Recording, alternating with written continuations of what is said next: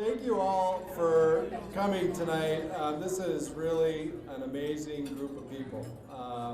And it's a real tribute to you, young lady, that you draw a crowd like this. This Heavy is just on the really, young. That may be the nicest thing I say about you all night. But I am just delighted to be here tonight and to be a part of this event, and particularly a part of the piece of this event that is all about recognizing Natalie. Are you excited about this tonight? Are you? Almost speechless, but don't count on it. Well, because it is all about you. So basically, it's like every other day.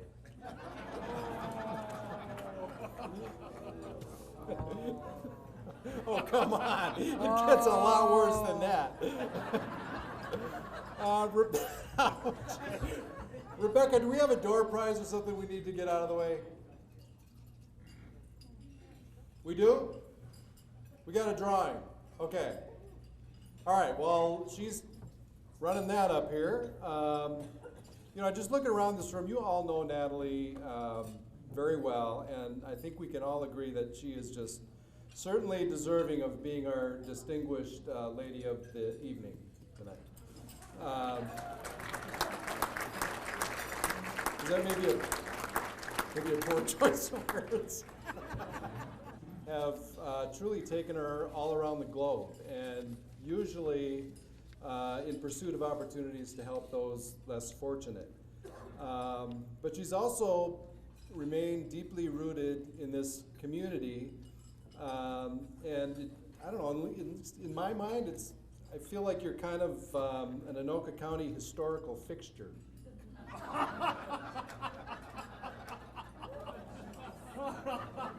Are you okay with that? I'm okay. No, because I wasn't sure you'd be okay with the historical part. Remember the diapers? I got that covered too. Yeah. But the fact, who was president when you were born? Lincoln? No, it was. That came from her daughter, by the way. I think, was it Roosevelt? Woodrow Wilson. Roosevelt? Which Roosevelt? The Rough Rider, probably. Well, I think it was FDR, and I'm pretty sure he was elected before the Anoka County Historical Society was created, which pretty much means that you predate history.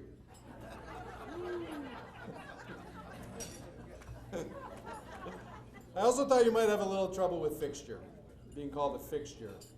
And I can understand that. I mean, when we think of fixtures, you might think of something like, I don't know, a coat rack that's, quietly standing in the corner, just doing its job. That is not you, okay? I think we can all agree that is not you. I was thinking more of a chandelier.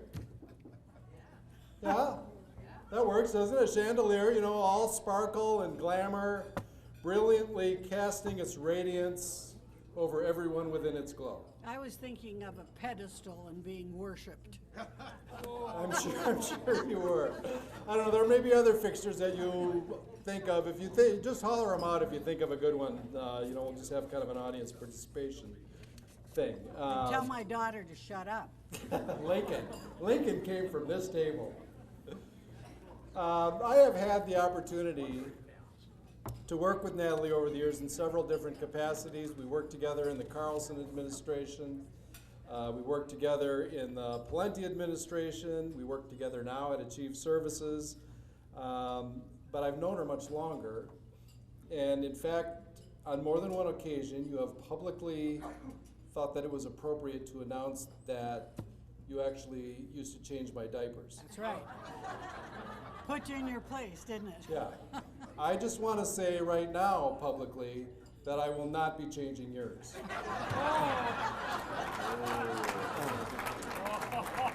Because you're kind of getting to the point, There's depends. Oh, so, Natalie has spent a long and distinguished career shaping public policy, particularly in the human services field at many levels of government. And that's clearly been a passion of hers, and frankly, she's been really, really good at it and has had many, many successes over the years. And we've got some distinguished guests tonight who are here and have worked with Natalie in various policy arenas, and they've agreed to share some of their thoughts about Natalie. And the first guest I'd like to introduce is actually the person who is single-handedly responsible for building the Viking Stadium. And we are thrilled about that, even though it should be in Anoka County. But would you just please help me welcome Michelle Kelm-Helgen. Michelle, wait.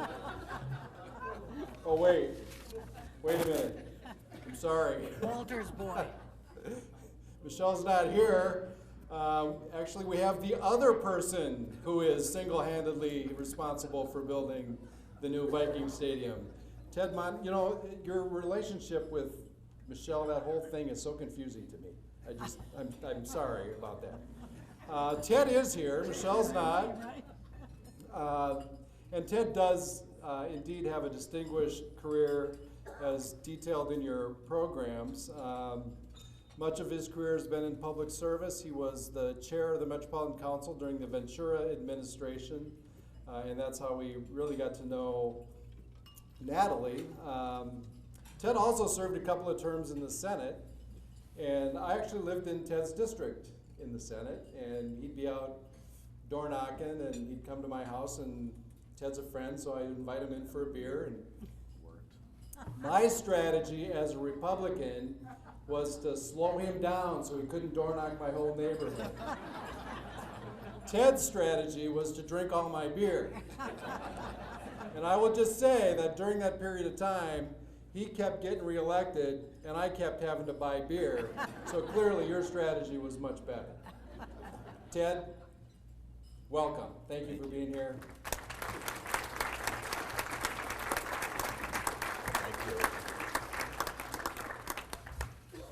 What Tom didn't know is I voted him absentee both those elections. And you made the greatest choices. It was wonderful. Thanks. It's good to be here with a lot of old friends. Actually, when I was a very young lawyer, I worked with a guy named Charlie Weaver and spent a lot of time with him. What a great guy.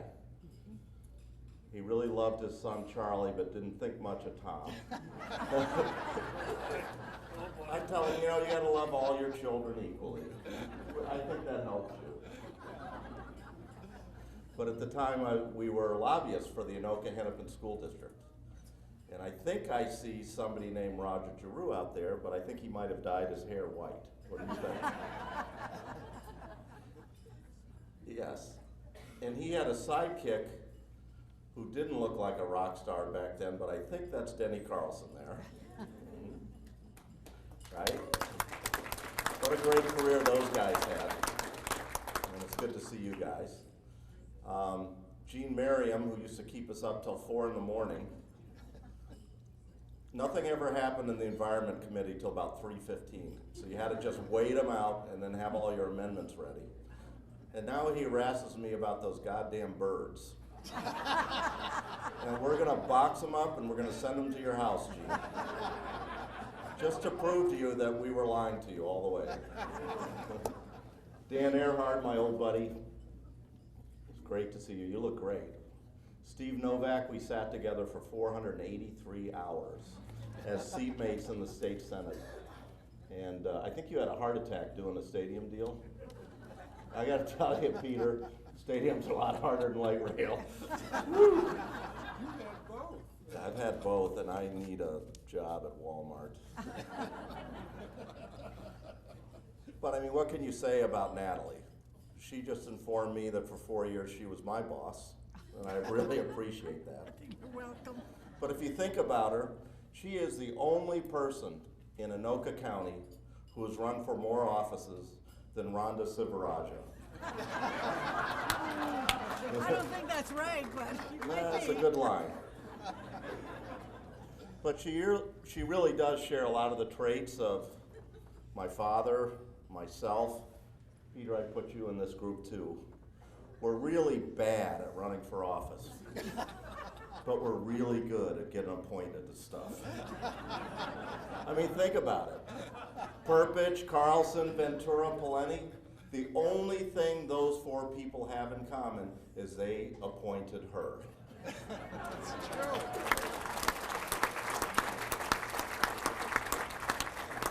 So I ran for governor in '98, really badly.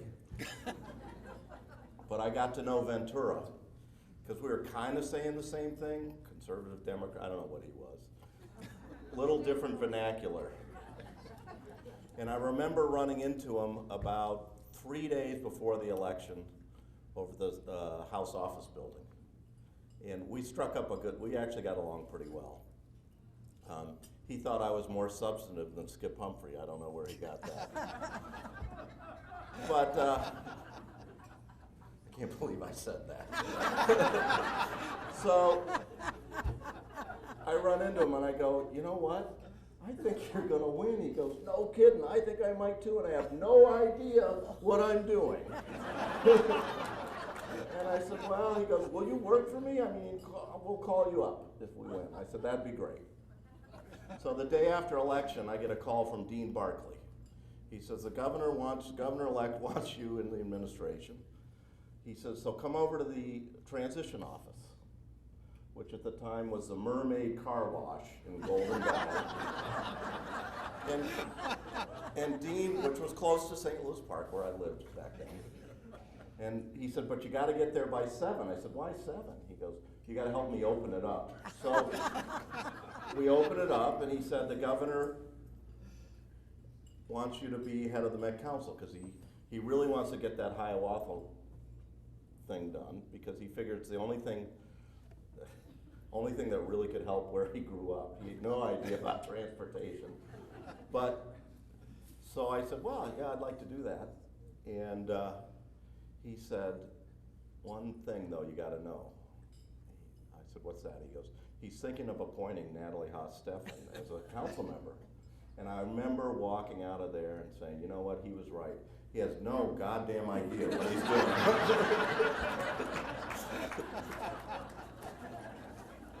So what's the first thing I do? I call Earhart and I say, what am I gonna do with her? He goes, she's a real pit bull. He talked for about 7 minutes and then he told me that, and I took that down. But he said, if you don't treat her with respect, you know what's gonna happen to you? Every Met Council meeting, she's gonna grab the mic and go, Theodore.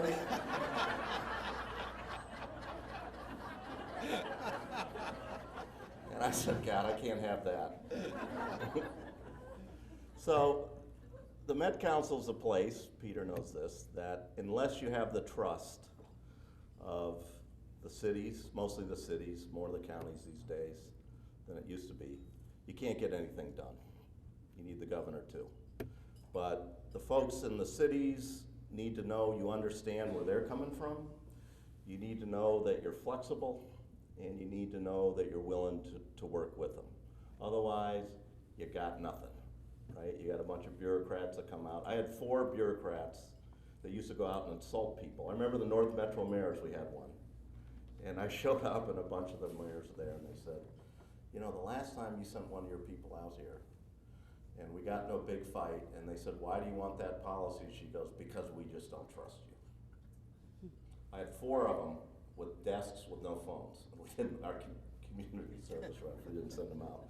But it's so important to have that relationship. And if you have that relationship, it enhances the cities, it enhances the counties, and really, really good things could happen.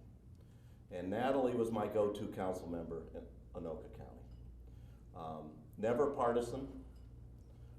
She always told me what she was thinking.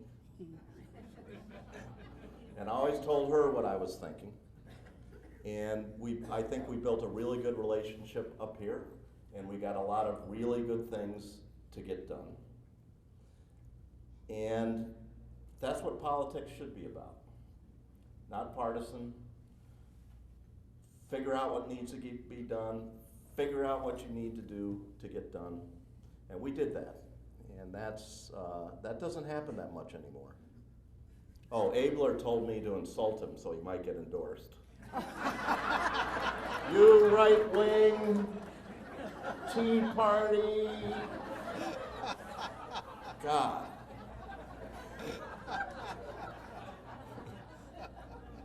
But all I can say is we had a great relationship. She was my go-to person. We got stuff done. We had a great relationship, and never in a Met Council meeting did I ever hear the word Theodore. Thank you, Natalie. We love Thank you.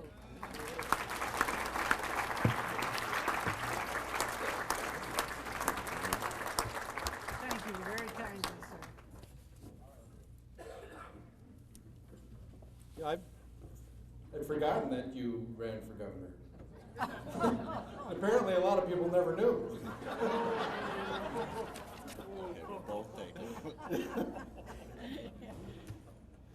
Next up is my good friend Peter Bell. Peter has also had an impressive career in both the public and private sectors.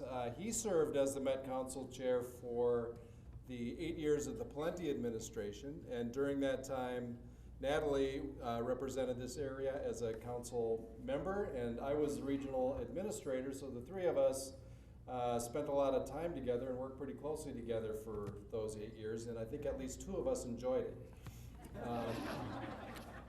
Peter, I'm trying to recall, did Natalie ever say anything about Highway 10? I don't think it ever came up. All right. Please welcome Peter Bell.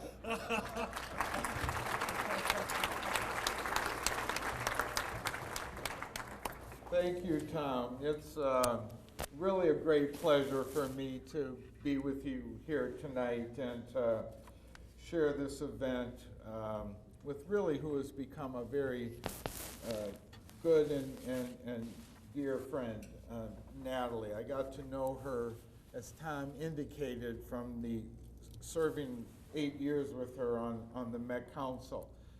You know, when I got the invitation to do this tonight, I was really kind of relieved, given Natalie's age, that it came from the Anoka County Historical Society rather than the Cremation Society. I wasn't quite, you know, at this stage in life, I thought this is kind of a... You'll get there, Peter. This was kind of a good thing. You know, it's really a momentous event for me because it's the first time that I'm going to be able to interact with Natalie without fear of interruption or correction. Now she does get the last word, but hopefully I'll be able to get through my remarks. Natalie has had an outstanding career in public service. You know, she's really approached, I think, every issue, at least that I've dealt with her on the council, is she has really asked the question, not who's going to let me do something, but really she said, Mr. Chairman, who's going to stop me? And I'm telling you, it wasn't going to be me or Tom Weaver. You know, really, Natalie has served, as Ted indicated, 3 different governors, which is quite an accomplishment in and of itself. In many respects, I think that makes her really somewhat of a political pretzel. She can kind of twist and contort herself in many different shapes. I really can't decide if Natalie is Minnesota's version of Donald Trump with better hair. Though it's real. I can tell you it is. It's real. Or if she is Anoka County's version of Barbara Carlson without the hot tub. Believe me, I've experienced that with Barbara, and it's not a pretty sight. Or maybe she's Jesse Ventura without the braided beard. I'm not sure which one. One thing she has in common with all three is that frankly and bluntly, she doesn't listen all that well. You know, once I said to her, there's a pretty famous line. I said, Natalie, I'm not sure that you need to speak unless you really can improve the silence. And she looked me dead in the eye and said, what is silence? And I said, Natalie, that's the thing that other people do in your presence. You should learn about that. On another occasion, I once suggested to Natalie that it might be helpful for her to think twice before she spoke. In true Donald Trump fashion, she said it is much more effective just to say the same thing twice, which she did to me many, many times. You know, I often thought that Natalie came from a family of firefighters because every issue for her was a 10-alarm blaze. I used to tell the front desk folks at the Met Council to let me know when Natalie was in the house. Though they really didn't need to do that because I could hear her 2 floors below me. But I wanted fair warning so I could close the door and have Weaver take all of the flack. And I would listen to Natalie give him an earful about the latest transgressions of a city in her district, the lack of funding for this or that project, or in many cases, the stupidity of one of her fellow council members. That was always choice. While Natalie is one of the most delightfully outrageous people I have ever met, she is also one of the most caring. The love and commitment that she has shown to her community and her family really is beyond question. Her faith has inspired her to share her blessings in far-flung parts of the world. Though the truth is, I can't imagine that the Indian subcontinent will ever be the same after her visit. It was the type of tsunami that I think they'll never fully recover from. Perhaps what captures, though, Natalie the best is the quote from Oscar Wilde. He said, "You might as well be yourself because all the other roles are taken." Natalie, bless you for being yourself. For all of us in this region have benefited from knowing you. Thank you. Thank you.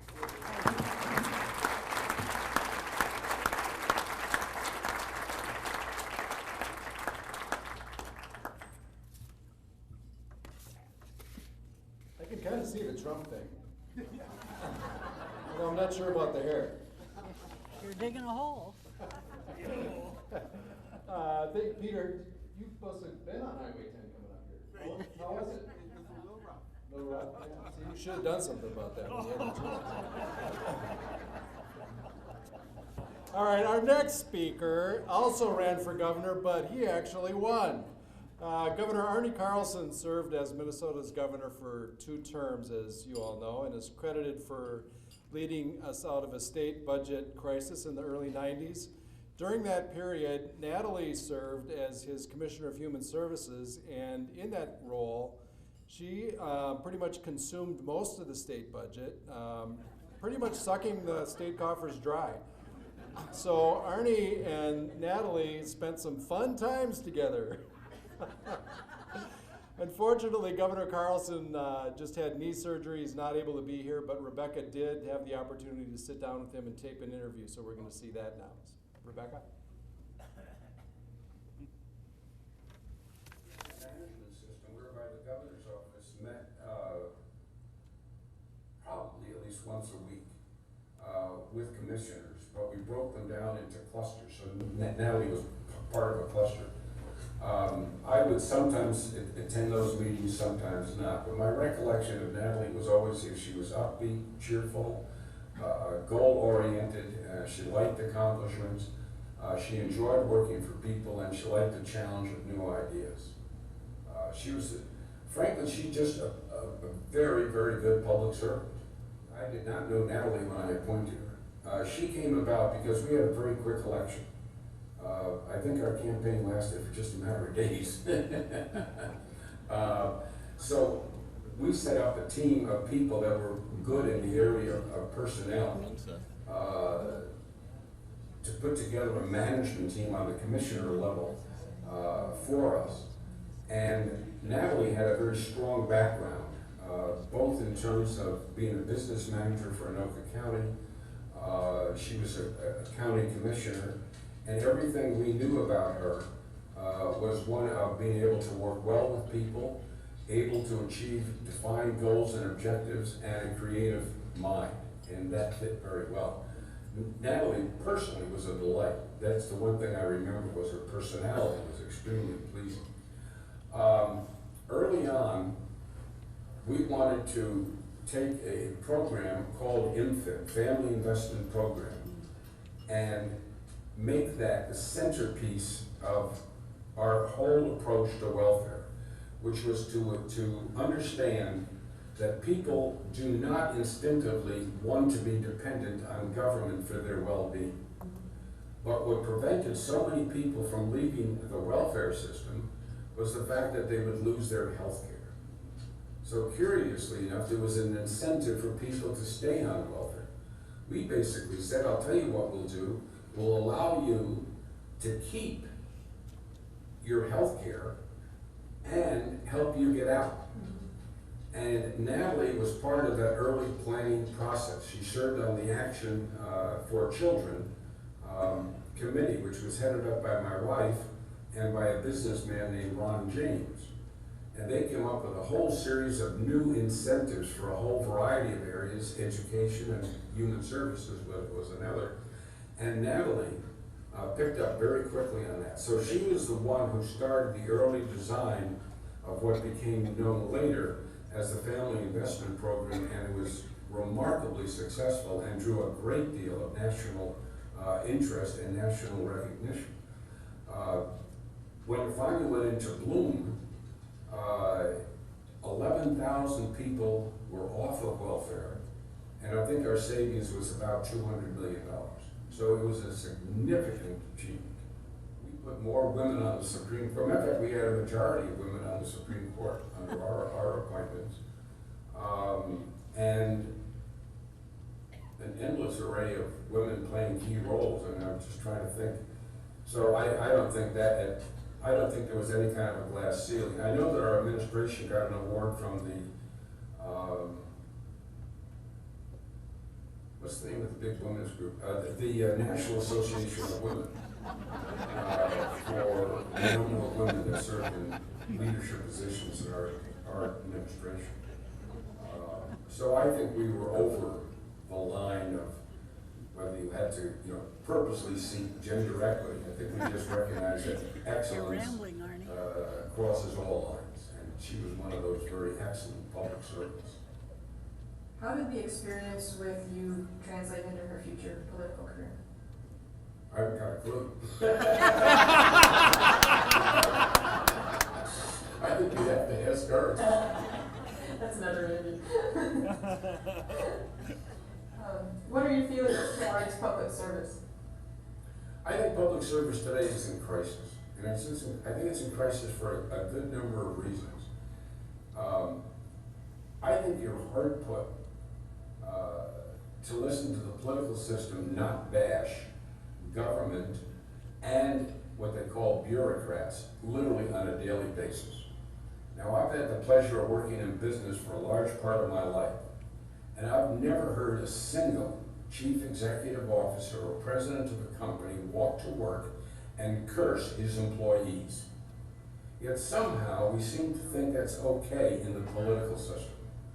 I find it hypocritical, and I find it wrong-headed. The truth is, if we were to fire every bureaucrat in banks and insurance companies, in government, in the military, everywhere else, we'd have about an 80% unemployment rate. So I think it's childish and frankly ignorant. There was a day when publicly our presidents celebrated government. On the Democrat side, I think it was John F. Kennedy who summoned people to the highest mission, which was public service. Did a remarkable job of drawing young people into things like the Peace Corps and into all sorts of public service kinds of opportunities. And then Dwight Eisenhower. Here was a older general of the Army, led the most successful invasion in the history of mankind, was a celebrated leader and became president of the United States, who always felt that public service was the highest obligation, the highest kinds of service that we could perform for the well-being of others. And since that time, we basically have hired far too many cynics. And I do fault the media for not challenging them. Because one thing you will find is those who condemn the bureaucrats the most, those who criticize government the most, also contribute the least. And that does bother me. What I like about Natalie Steffen is when you look at her life, so much of her life was really in the service of others. She really understood that the way you grow as a human being is to dedicate a large portion of your life to the service of others. It may be as a mother, it may be as a wife or husband, it may be as a teacher, as a police, a member of the police department, it may be going to the U.S. Senate, whatever it may be. You should always have time in your schedule to serve other people. Meals on Wheels, join the Salvation Army, whatever it may be. And Natalie understood that. And frankly, we're not going to change the direction of this country until we get back to making certain that public service is celebrated and that we attract the best and the brightest, and that we conduct ourselves in debate in a civil, respectful fashion. It's one thing to disagree, and to disagree on policy, and to conduct that disagreement in an intelligent, truthful fashion. It's quite another to constantly challenge the patriotism and the intelligence of people. And we've allowed our political system to drift into a little more than endless name-calling. And it's not acceptable. I came out of a system at the tail end of it where people were, frankly, a lot more respectful, but more importantly, you worked across partisan lines. And that's the way it should be. Democrats have a certain approach to how they want to solve a problem. Republicans have a certain approach as to how they want to solve problems. That's wonderful. Bring them together, make them work together, and good things happen. That's, by the way, how the Family Investment Program became, frankly, the finest in the United States. That's how we were able to build in Minnesota the Minnesota healthcare system, which also was the finest in the United States. It was a bipartisan effort. And when you give Democrats and Republicans the opportunity to work together and the governor helps drive the system, it's amazing how intelligent people can get good, solid results.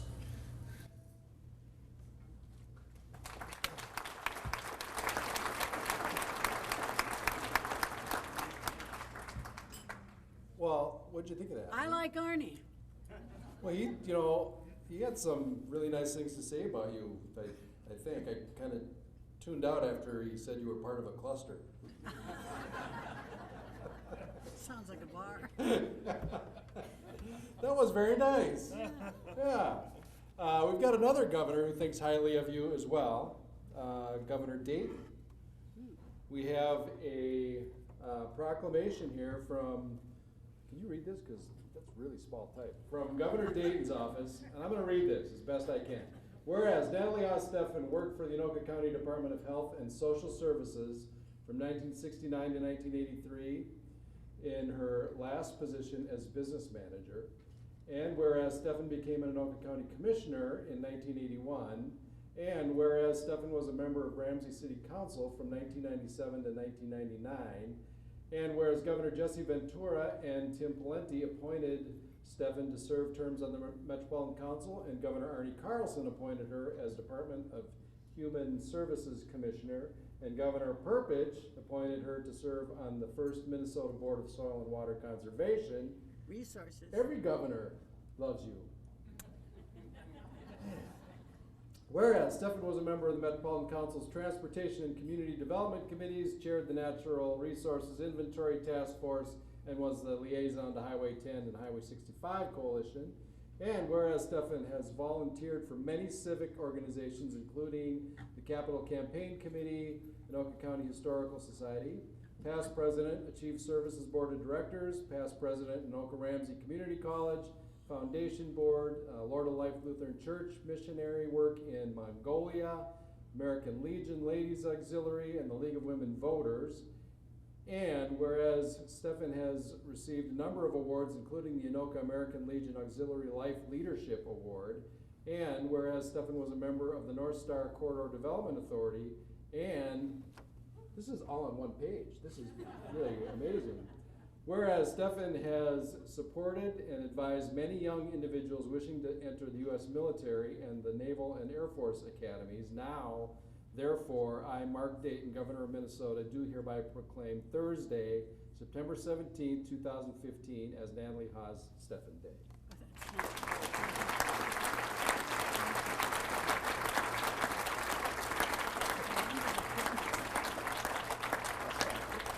That's really pretty cool. That is. I mean, this is your day. Yeah. Yeah. Yeah, but you know, there's not much of it left. Ah, you waited a long time. Yeah, well, you know, we should have given this to you in the morning because I think, you know, if it's your day, I don't think you have to pay taxes today. I don't think you have to stop at stop signs. I mean, I wouldn't you have should have taken been any enjoying that all crap from day. you, would I? That's right. All right. We have, well, Natalie is obviously very passionate about public policy, but there's one thing she's even more passionate about, and that is her family. And if you're in this room today, she probably considers you to be part of her family. But we are really fortunate to have Natalie's daughter, Donnell, here with us tonight to say a few words from the family's perspective. And you are about to hear from a woman who has incredible courage and incredible fight and has an amazing story. Donnell, come on up.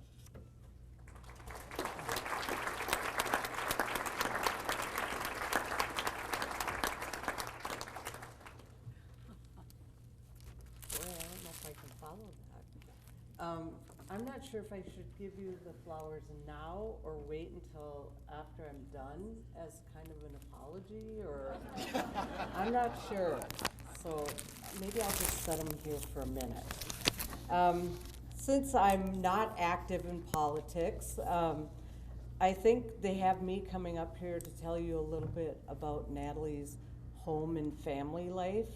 I think I'm gonna let loose and tell a couple of secrets about my mom, and hopefully she can handle all of this. If you've ever been out to my mom's house, you'll realize shortly after walking in that she lives in basically a garage sale house that's waiting to happen. She keeps saying that she's gonna get rid of stuff, but they also are starting hoarders now. And my mom's gonna be the first episode when they start back up. And seriously, you were right about her collection of elephants. She has a lot of them. We believe she has them because, you know, elephants never forget anything. And she thinks that if she has a lot of them, she's never gonna forget anything. Good luck with that. And actually, my mother has aged very gracefully through the years. I don't know if you're aware that the first time she went to Mongolia, she gave birth to Genghis Khan's first child. So, yeah, it's true. You know, you are gonna forgive me after this, aren't you? This is really cruel. No, it's cruel on me that I have to do it, so. Seriously though, she She is a wonderful cook and she's a wonderful person, but one of the issues that we've had with her lately is she started using cleaning fluid instead of cooking oil. Oh, no, that's Have you ever had pork chops in cleaning fluid? really, Yeah, they're good.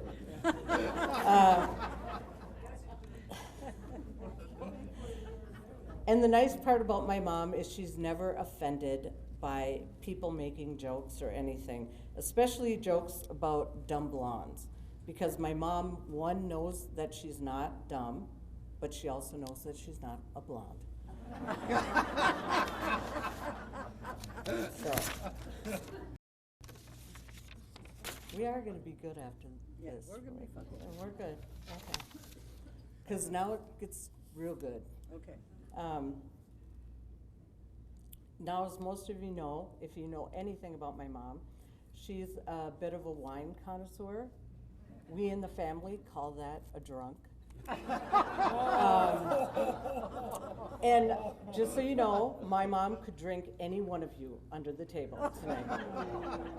Hands down. She has a wealth of knowledge about drinking and liquor. Did you know that rum chata stands for panty dropping? She tells everybody that, so I'm not quite sure what that means, but, and if you've ever been at her house for dinner, you'll know that for dessert, she prefers shots in chocolate shot glasses. But in reality, I would like you to know I couldn't be more proud of the woman being honored this evening, both as a mother and as a friend. When asked who I admire most in life, I don't have to hesitate. If you know my mother, you know that she is a pit bull when it comes to fighting for her family and the rights of people she represents.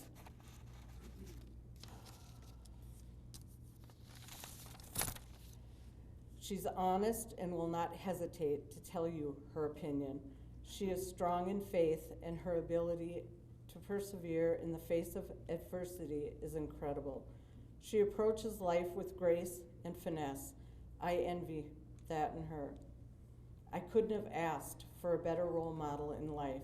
I am blessed to have been raised by an intelligent, caring woman, and I am better for it. I am reminded of her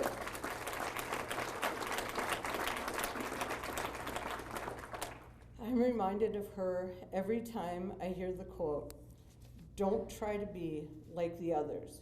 Try to make others want to be like you."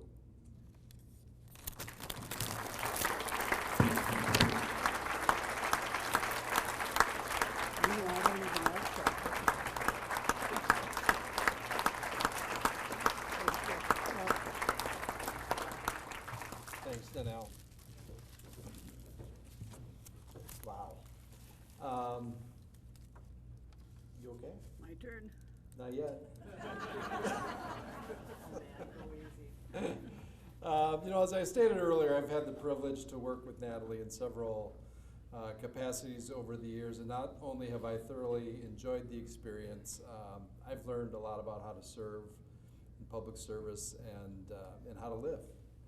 And I just wanted to share some of my personal observations about Natalie as well. She is tough as nails, but she is so full of compassion. There's no one I'd rather have in my corner, and few I'd fear more in an opponent's. She's incredibly smart. She loves to learn. She's sometimes wrong, but never, ever in doubt. She'll hold you accountable as she holds herself accountable. She'll make you laugh, usually at herself. Her faith is deep and strong, and she lives it. She's a mentor, she's a friend. And if you're ever lost, she'll be there, all sparkle and glamour, brilliantly casting her radiant glow to help you find their way. That's the Natalie I've come to know and respect and call my friend. Thank you.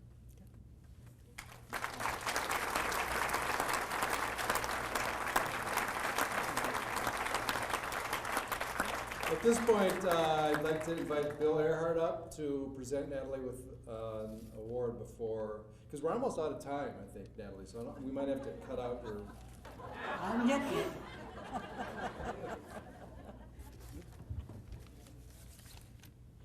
I've got this.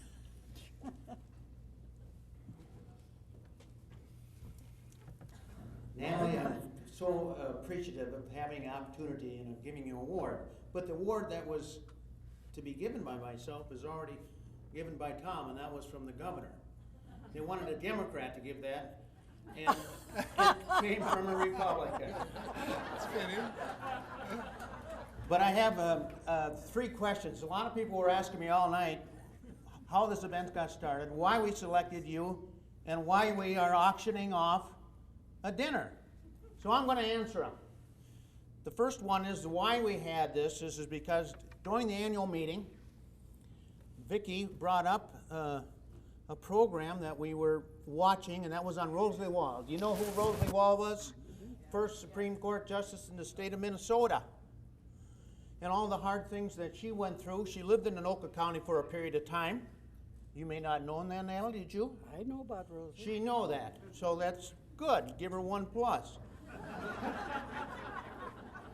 So in any event, it was such a compassionate story, we decided, well, maybe it's time that we in Anoka County look for a similar traits, a female that had been active in the community. And so Vicki nominated some Democrat, and I pointed out, well, the only people that would attend would probably be Jim and Pam Deal. So that idea got squashed. And then somebody else brought up Natalie. So, and I thought, oh man, what a treat. You know, she's bipartisan, and everybody would come to this event and look at it. We have the people here. One of the interesting parts is during the discussion about Miss Wall, Rosalie Wall as Supreme Court Justice, they asked her, what did you note when you first got on the Supreme Court? And she says, well, you know, I note that the language improved. There wasn't as much 4-letter words. They had to make another bathroom. And so Dan Earhart and Courtyards were there, and I think Dick Lang might have showed up too. And I asked them, well, what did you experience when Natalie first came on? You know, the similar situation. They all said the language went down. And then, because she was so cheap, she said she would share a toilet. I can stand up too.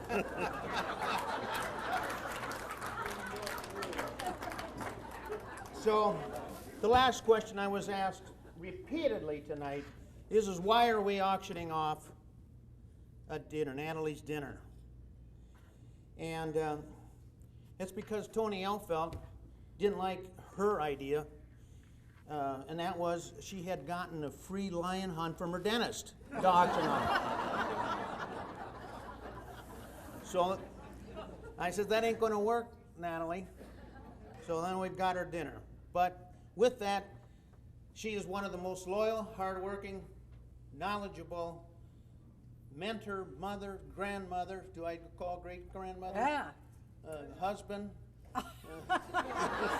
No.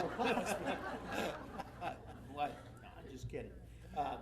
Wife, but she has all the attributes. You already know all the various positions she's held, but we're just pleased to have you in Anoka County and from the Historical Society to have you and to honor you in this event. Thank you. You're welcome.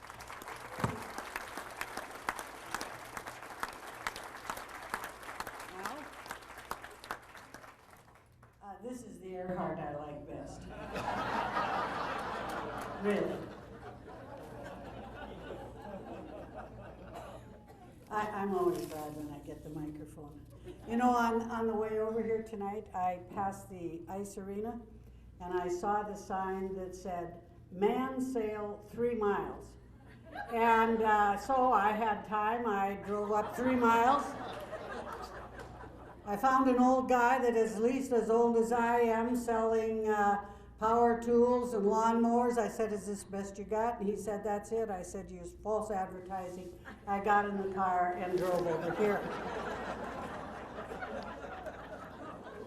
I don't know exactly how this happened, but really, tonight is about the Historical Society.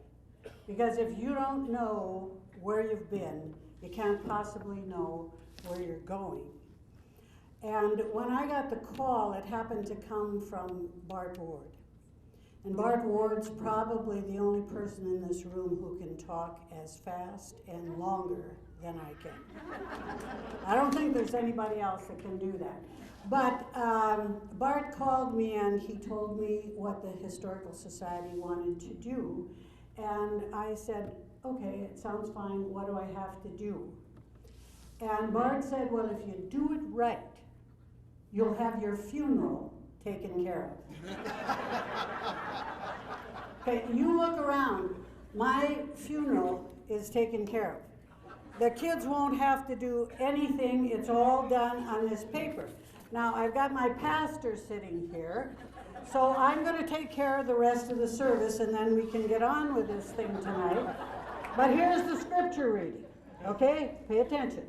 It's from Philippians chapter 3, and it's verses 8 through 14. I'm really serious about this. Yes, everything else is worthless when compared with the priceless gain of knowing Christ Jesus my Lord.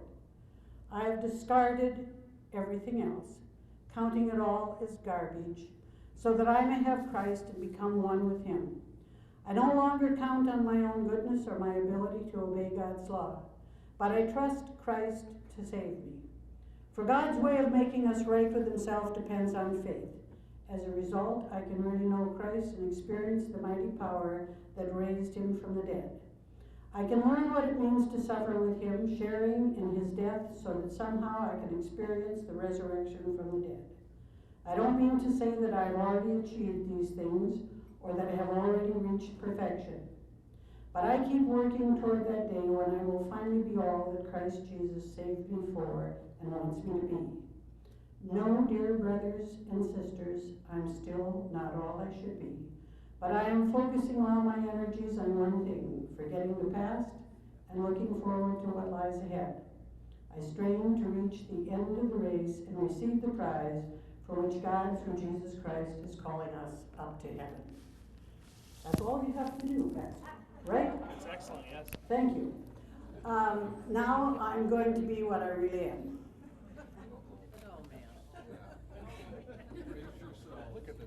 I've got that taken care of. I want to tell you something about the young lady who stood up here and said nice things.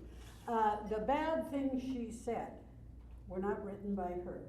I happen to know that I have a grandson sitting over here that helped his mother out.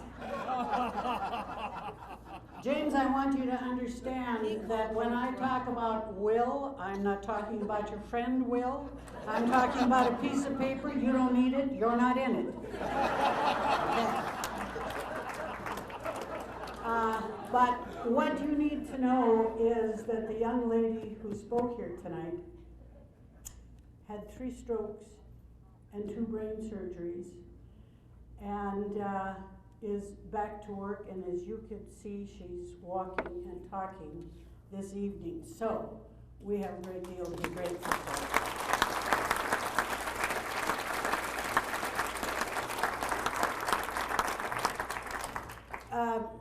I got really overwhelmed as people walked in tonight. It was like kind of watching your past coming in the door and wanting to talk and hug everybody. But I can't go through the list and mention everyone, but I need to talk about some people and groups of people. First, I want to tell you that half the congregation from my church is here. And my small group, I think, is here. Would you folks mind standing up? Yeah.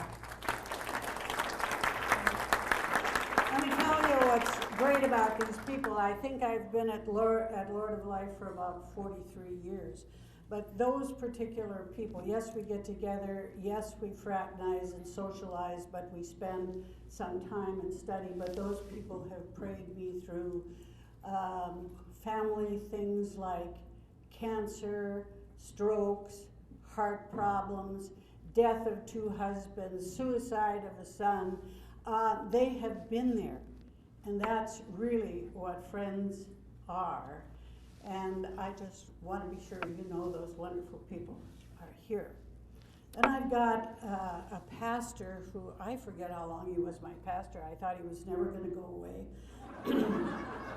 But he's here in the audience tonight with his lovely wife, Blair and Betty Anderson. And I'll tell you what Blair got me into. You can stand up, Blair, so they know who you are.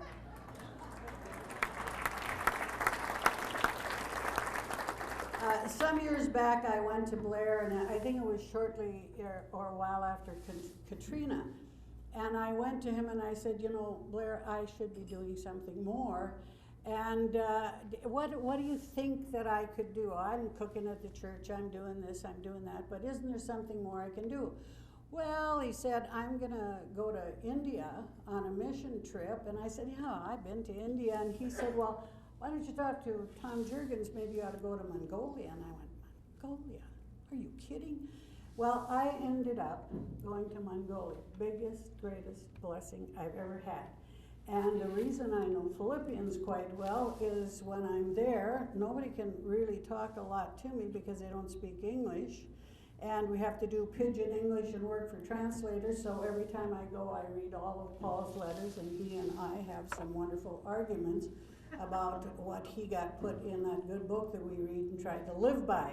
So Blair, I appreciate you doing that, but then you also need to know that I had to fill out a letter that talked about why I wanted to go, and my pastor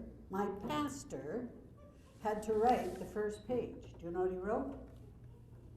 She's a nice lady. She drinks Jack Daniels and she spits. You think I'm joking, don't you? And they had the audacity to send it to me so I could prove it.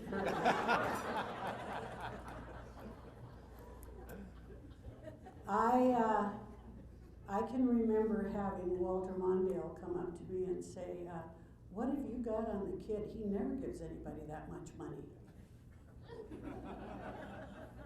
Actually, under Mr. Mondale, we got some of the first community development grants in Anoka County. I think anything beyond Columbia Heights. I thank you. I thank you a lot. And Mr. Bell, he took a lot. In fact, one day, when I was talking about Highway 10, when I finished my little tirade, he said, Natalie, you're lucky I like you. He did. They would just go crazy when I stood up at the council because people would say, you come from Anoka County, don't you? And I'd say, no, I come from Lane County. Get on Highway 65, get on 10, get on 47, you lose a lane, lose a lane, lose a lane, lose a lane.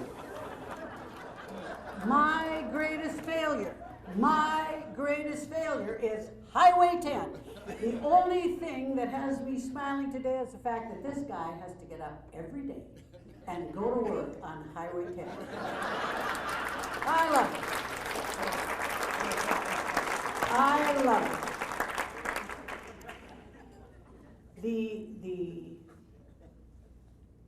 The motto of someone who is a good speaker is to stand up and be seen, talk loud and be heard, sit down and be appreciated. Thank you all very, very much.